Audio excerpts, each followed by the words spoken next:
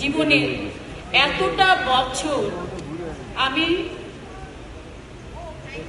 96 নতুন প্রভাত ছবিতে মরহুম সুমিতা দেবীর হাত ধরে এই চলচ্চিত্রতে এসেছি।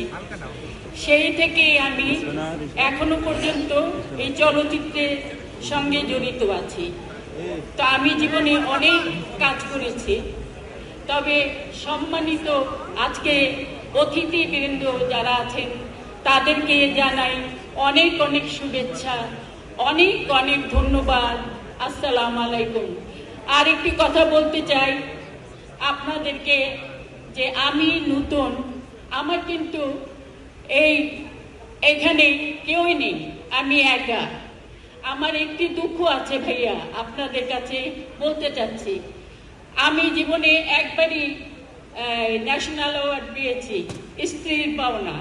আমি জীবনে এত ছবি করেছি, এখানে সামনে আমার শ্রদ্ধেয় ঝন্টু ভাই বসে আছেন, ওনার অনেক ছবি করেছি, অনেকেই ছবি করেছি, কার সঙ্গে না করেছি।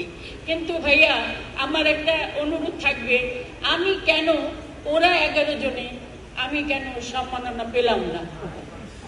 প্রথম মুক্তিযোদ্ধা ভিত্তিক ছবি আমি কেন সেখানে বীরাঙ্গনার চরিত্র করে আমি কেন সেখানে অ্যাওয়ার্ড পেলাম না? এবং আমার অনেক ভালো ভালো ছবি হয়েছে, তারপরেও আমাকে অ্যাওয়ার্ড দেওয়া হয় না। এখানে অনেকেই হয়তো মনে মনে ভাবছেন, অনেকেই অনেক কিছু বলেন করেন, আমি জানি। আমার নাম না হলেও সেটা কেটে দেয়। তো ভাই আপনাদের কাছে অনুরোধ থাকবে, আমি এই চলচ্চিত্রের মানুষ, আমি চলচ্চিত্রকে ভালোবাসি, চলচ্চিত্রের মানুষকে ভালোবাসি। আমি মৃত্যুর আগ পর্যন্ত চলচ্চিত্রতে থাকতে চাই। আপনারা সবাই দোয়া করবেন, ভালো থাকবেন, আপনাদের জন্য দোয়া রইল। ভাইয়া আমার এই কথাটা একটু মনে রাখবেন। সবাইকে ধন্যবাদ।